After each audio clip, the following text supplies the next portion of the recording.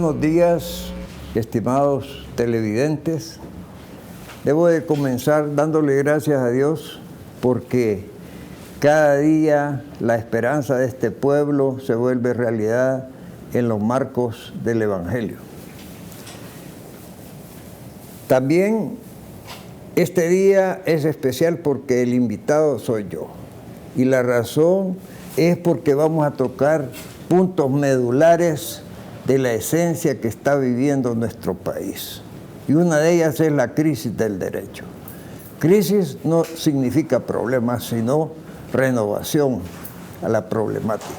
Cual también me he permitido traer de mis archivos personales cuántas veces he tocado antes este tema frente a la sordera de un sistema que no quería cambiar para beneficio del pueblo y que ahora tiene como baluarte una asamblea legislativa escogida por él contra viento y marea, contra todas las besanías que se interpusieron o quisieron interponerse al paso de la historia y al paso de este noble pueblo que durante décadas ha sufrido la más inaceptable de las explotaciones por parte de aquellos que con engaños y demagogias llegaron a detentar el poder de este país.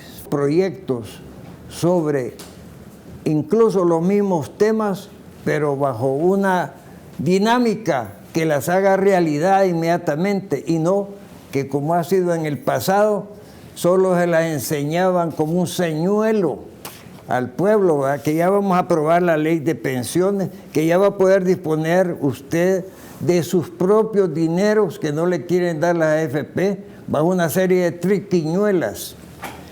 Ya vamos a dar la ley del agua, pero espérense porque vamos a integrar esa junta directiva con personas de confianza que puedan manipular ese derecho sagrado en favor de intereses mezquinos, que si bien algunos de ellos pudieran tener la justificación de la productividad en cuanto a agricultura se refiere, debe de evitarse el abuso del mismo y debe racionalizarse y priorizar al ser humano. Ese ser humano abandonado por los distintos conceptos ideológicos, llamémosles así, de los partidos de turno, de los que implantaron la partidocracia en este país, que no es más que una dictadura disfrazada de un operativo electoral para dar la impresión de que un pueblo engañado manifestaba verdaderamente su voluntad. Y no como ahora, que, como lo dije al principio, el pueblo, contra toda esta retén de papel particularmente, que persiste en creer que primero los leen más allá del 3%, y no lo creo que se refleje en la contabilidad de los mismos. Hoy el pueblo tiene sus propias fuentes de información, de verificación de la realidad de los hechos. Decisión del gobierno de los Estados Unidos de Norteamérica de enviarnos un verdadero regalo diplomático, como es la encargada de negocios que será la ex embajadora Jane May. Esa señora dejó una huella de sencillez, cariño y autenticidad imborrable. Por eso es que el pueblo y sus máximos representantes han manifestado desde el día en que se tuvo la noticia su verdadera algarabía de alegría, porque además es un gesto que representa que no hay tal tensión entre El Salvador y Estados Unidos, sino por el contrario, hay el interés de crear lazos, puentes, que ya tienen la experiencia de haber demostrado el aprecio que le tienen a este pueblo como tal. Y es en vano que los traidores de la patria sigan yendo a buscar en el extranjero la fuente de fuerza que no tienen dentro de este país. No está de más también pasar inadvertido el cariño demostrado a quienes estamos a la par de las decisiones tomadas por el gobierno, independientemente de la persona de que se trate. Estamos apoyando la razón, la inteligencia y sobre todo el espíritu, porque se ha convertido en una realidad aquello que dando es como recibimos. Este pueblo, este gobierno ha dado un ejemplo al mundo de lo que puede hacer un pueblo necesitado cuando dentro de él vibra la sensación de que todos somos hermanos y que no hay diferencia de razas ni fronteras que detengan esa fuerza y ese sentimiento. Testimonio de lo cual podemos mencionar lo que se ha hecho con los hermanos de Costa Rica, Honduras y Guatemala. Y como ya dijo alguien, el ejemplo arrastra. Y están brotando nuevos sectores en los países que he mencionado y en otros de Sudamérica con ese pensamiento ideológico que no necesita tener un compendio de disposiciones, sino que nacen de la propia naturaleza del ser humano, de ese sentido natural de la hermandad, de la solidaridad, que por cierto en nuestro país se han sembrado odios gratuitos a través de la manipulación de las noticias y la manipulación de los conceptos vertidos en los editoriales de ciertos periódicos que espero yo mantengan esa anemia prácticamente que tienen por el rechazo a la mentira, a esa descubierta falacia histórica con la que han sido los abanderados en este país. Que en este país, y los invito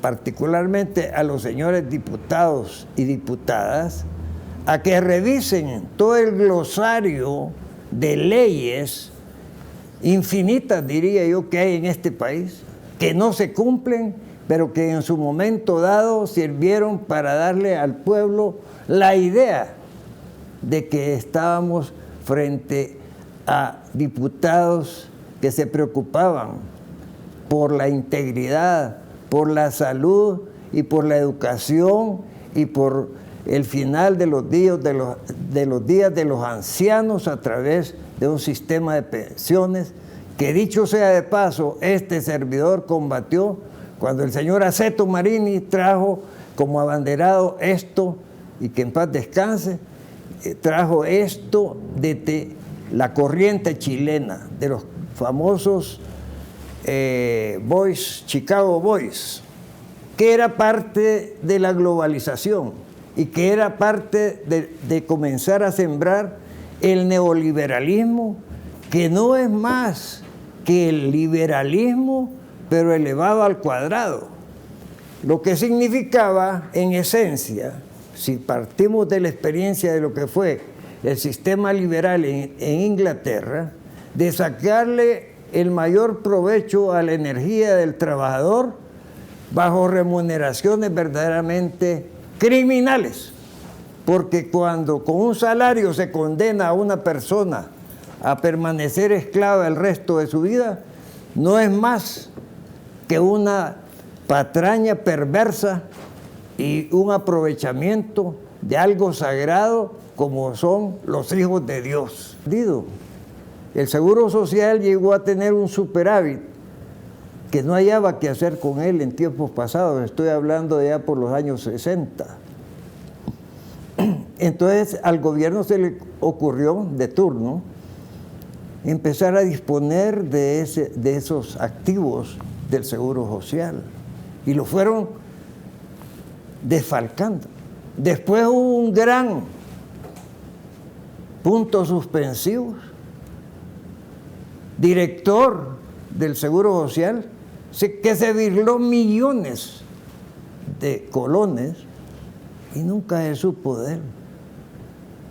Y nunca se supo de que se iniciaran por los entes rectores de la justicia alguna acción en contra de él.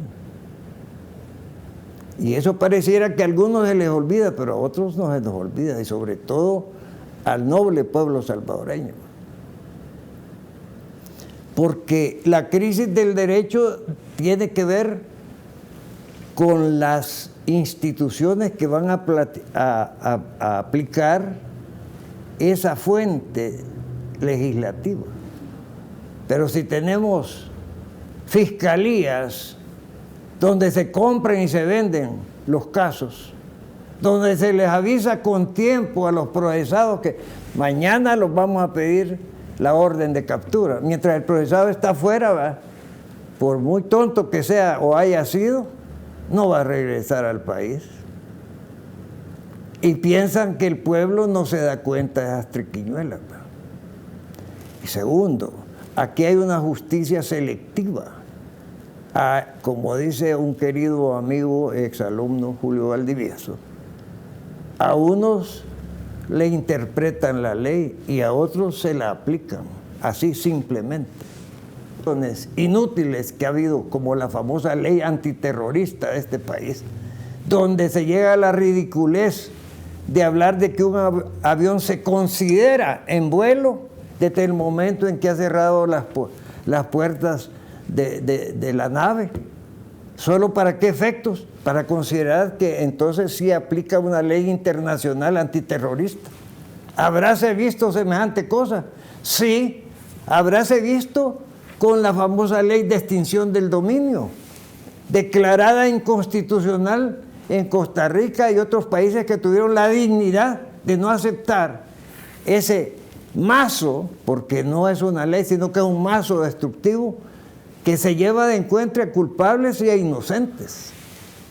Y que la honorable sala de lo constitucional, magnífica, no tuvo las agallas de pasar a la historia con la valentía que se necesitaba para declararla inconstitucional, no obstante las aberraciones que esa ley contiene. ¿Como cuál? Bueno, como si la fiscalía pierde el juicio, tiene derecho a apelar, pero si la defensa lo pierde, entonces no tiene derecho a apelar. Y que se consideran, además, sujetos a la extinción, bienes adquiridos con anterioridad a los hechos en los que se supone que quien se enriqueció ilícitamente sucedieran. Eso no se puede tolerar. Es la médula no solo del desarrollo de un pueblo, sino de el respeto entre sí, de que la delincuencia por conciencia baje. Actualmente hay rubros de la delincuencia que están siendo combatidos con especial encono, diría yo, como es el de los homicidios. Dicho sea de paso, este servidor no cree que ningún homicidio se pueda prevenir, porque es un hecho circunstancial en la que se necesitaría que la autoridad se convirtiera en ángel de la guarda de cada uno de los ciudadanos, que espontáneamente y por todas las razones que sabemos existen en el derecho para que una persona cometa un delito, es imposible de prevenir. Pero la educación y la religión y los conceptos espirituales sí pueden ser el freno a la reacción instintiva del hombre o de la mujer. Porque los ilícitos de lesiones, de agresiones, son provocadas precisamente por un hecho instintivo del ser humano que no ha pulido su mente ni su espíritu a través de la reflexión, de la meditación y de escuchar la prédica de los mejores hombres que ha tenido este mundo, perdón, incluyendo a sus mesías. La persona que tiene esos elementos culturales tiene un factor de reflexión previo a inmiscuirse en un hecho delictivo. En cambio, el hombre rudo, ignorante, prácticamente es un animal en estado primitivo, con todo respeto. Y con todo respeto para los animales, porque el único ser humano, el único ser viviente, que sin razón mata, elimina, ya sea al resto de la naturaleza, es lamentablemente el ser humano, que es probablemente una categoría que en muchos no cabe, como lo podemos ver con circunstancias recientes. ¿Cómo puede concebirse que un ser humano sea capaz de eliminar en serie a otra cantidad de semejante con la más sangre fría que se pueda concebir? Y que solo hechos circunstanciales pudieron superar la ineficacia de haber llegado a tiempo para evitar ese crimen. Porque hay que señalar ese defecto, que está palpable en el famoso 911. No atienden las llamadas y algunas son tardías. Y esto por referencia y testimonio que puedo dar personal. Y se puede callar. En este país, gracias a que ha sido dirigido administrativamente con firmeza y con inteligencia, se ha convertido en un ejemplo mundial del éxito de cómo unas cuestiones, aún teniendo a sus propios enemigos dentro de los que debieran ser colaboradores generales, por su poder económico, por su poder intelectual, del futuro de esta nación, fueron piedra de tropiezo que afortunadamente no tuvieron el éxito que deseaban, que era que este pueblo, a costa de su salud y de su vida, hiciera fracasar un gobierno diferente. Esto no puede pasar por alto, ni podemos desperdiciar eso por la locura de ir a ver un partido de fútbol en masa y contagiarnos. Como repito, si por eso se van a contagiar y van a desaparecer, pero que después, como dicen los abuelos, no anden pidiendo cacao, ¿verdad?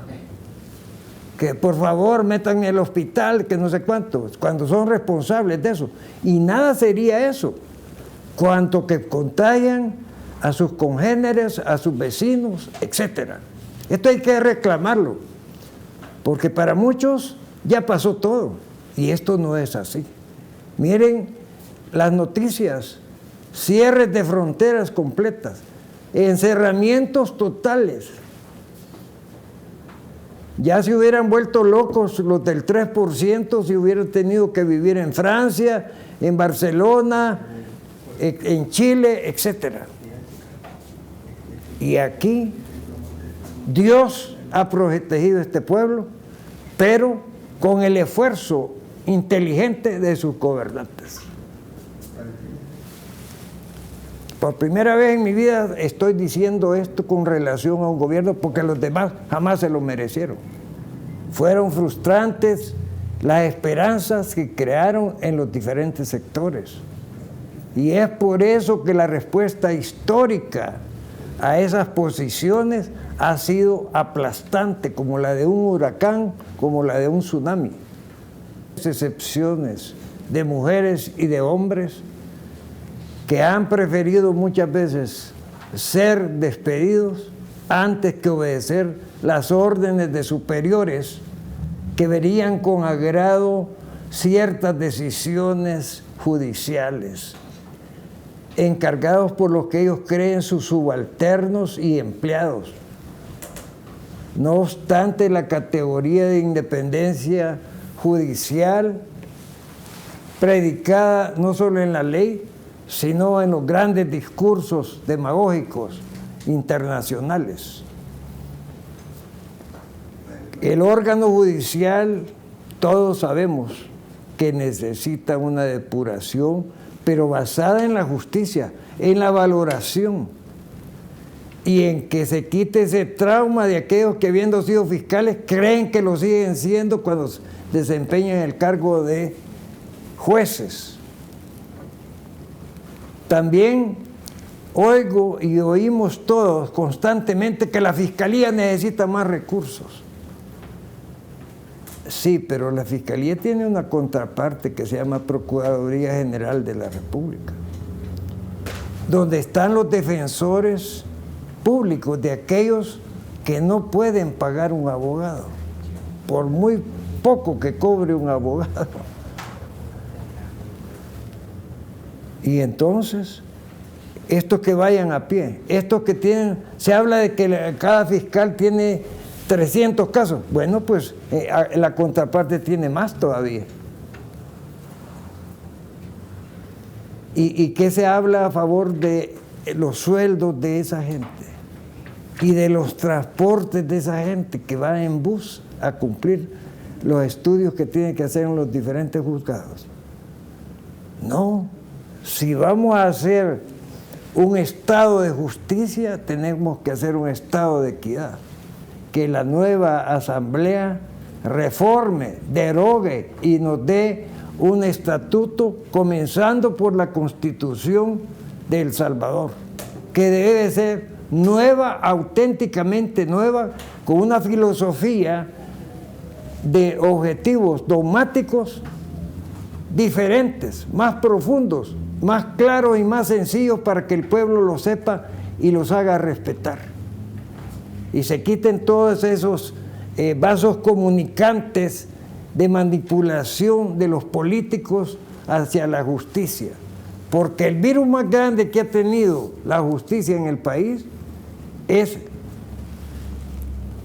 esa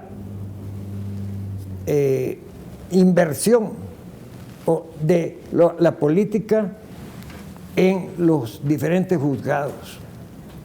Y llegan a la grosería, y han llegado a la grosería que embajadas extranjeras han intentado manipular las decisiones del más alto tribunal de este país, como fue el caso de don Antonio Salaverría, y como siendo el caso gravísimo de 33 años que lleva el caso de Antonio Vega Castañeda. Increíble. Esos casos deben de investigarse en qué ha consistido el prevaricato, en qué ha consistido el engavetamiento, en qué ha consistido la mala praxis que se ha convertido en capacidad profesional cuando no es más que simple leguleyada y tinterillada de muchos que creen que el derecho y el ser abogado es simplemente haber puesto un taller de mecánica donde cambian y se reponen o se instrumentalizan estas leyes para beneficio propio y de sus llamados clientes permanentes. Un tema que está palpitante en estos momentos es de las famosas organizaciones no gubernamentales o llamadas ONGs, porque no es que se haya descubierto, así como tampoco se descubrió América, sino que se ha revelado una fauna, porque no se le puede llamar de otra manera, por sus fauces, devoradoras de los dineros del pueblo, de esas instituciones que fueron creadas para aprovechamiento primero de los recursos que venían del extranjero después de la guerra.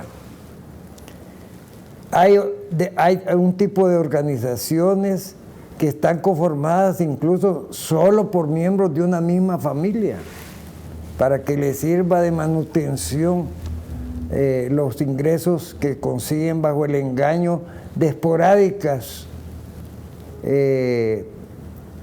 propagandas al respecto, ¿verdad?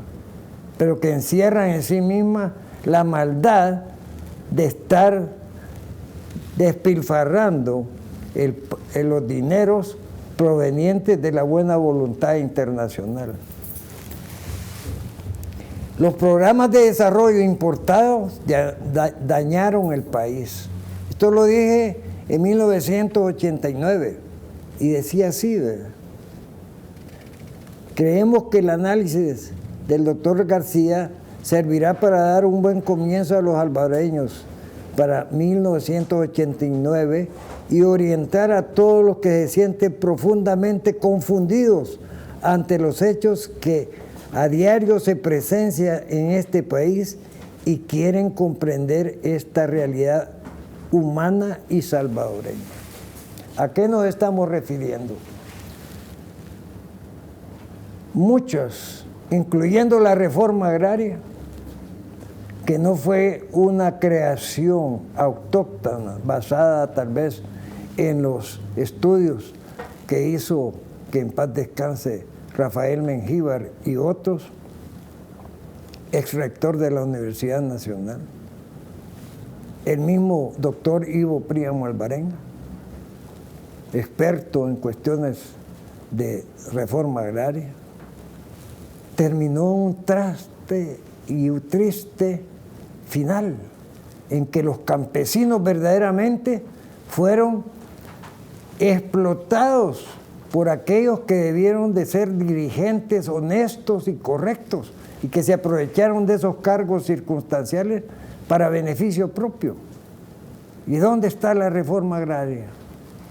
Aventada porque además hubo gobiernos de este país que sacrificaron la agricultura, sacrificaron toda la clase de cultivos esenciales, como era el café, y que gracias a una decisión que ha sido tomada el día de ayer, se ha revitalizado la oportunidad de que el agro viva nuevamente como elemento de vida de este país, porque si algo tienen los cafetales son ser reservorios del oxígeno, del agua, de los elementos vitales. No solo se trata de un cultivo romántico, sino sumamente productivo, que los subsistentes han logrado llevar con su poca cosecha a estratos de calidad internacional extraordinarios.